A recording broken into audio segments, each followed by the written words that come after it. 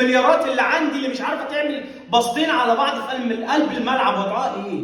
اللعيبه اللي بالمليارات مش قادره تعمل هجمه، مش قادره تصنع تطلع بالكره. تريزيجيه ايه وضعه معايا؟ اقول لك انا الفساد جاي منين؟ من الاداره فوق. طول ما اداره الاهلي منعزله عن الكوره وفريق الكوره، اعرف ان فريق الكوره فاشل تماما في النادي الاهلي.